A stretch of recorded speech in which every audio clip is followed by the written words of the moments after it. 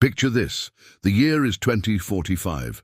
The world as we knew it is gone. Cities have crumbled, supply chains are a distant memory, and the simple luxuries we once took for granted are now life-saving skills.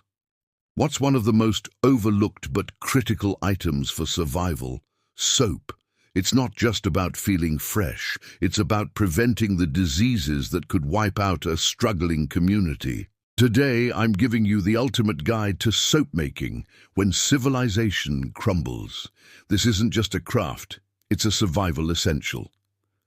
So, how did our ancestors stay clean before mass-produced bars hit the shelves? Let's rewind a bit.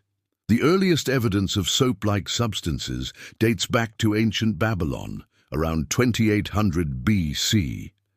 They weren't using it for personal hygiene, though. They were using it to clean wool and textiles for weaving. Legend has it that the very name soap comes from Mount Sapo in Rome, where animal fats and wood ash from sacrifices would wash down into the Tiber River, creating a lather that made washing clothes easier. But is that true? Historians are divided. There's no actual Mount Sapo in Rome. It's a myth, but it perfectly illustrates the two core ingredients you'll need: fat and lye. Now, let's get practical. You're in a post-apocalyptic world. Where do you get these ingredients? Fat, or tallow, can be rendered from animals you hunt. Bear fat, deer fat, even squirrel fat in a pinch. It all works.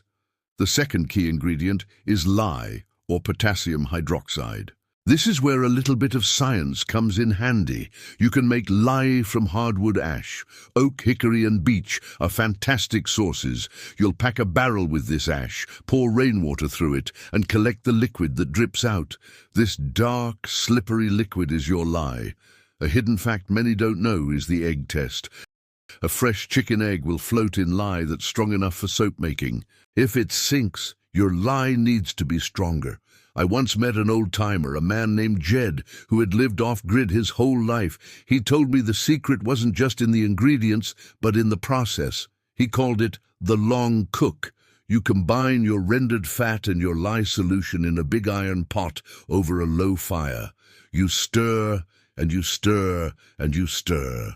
For hours. Jed said you have to watch for the trace. That's when you drizzle a bit of the mixture from a spoon and it leaves a visible trail or trace on the surface. This is the moment of saponification, the magical chemical reaction where fat and lye transform into soap and glycerin. Modern science confirms this is the point where the emulsification is stable and the reaction is well underway. Once you reach trace, you pour the mixture into a mold. A wooden box lined with cloth will do. You let it sit for a day or two until it's hard enough to cut into bars. But here's the most crucial step: curing. You can't use this soap right away. It's still caustic. You need to let it cure in a dry, well-ventilated area for 4 to 6 weeks. During this time, the saponification process completes and the pH level drops, making it safe for your skin. But here's the big unanswered question. In a world without chemistry sets and pH strips, how can you be absolutely sure your soap is safe? The old-timers used the zap test. They'd touch the soap to the tip of their tongue. If it zapped, like licking a battery, the lye was still active and it needed more curing time. It's a risky method for sure, but in a world without alternatives, it might be the only one you have. So what do you think?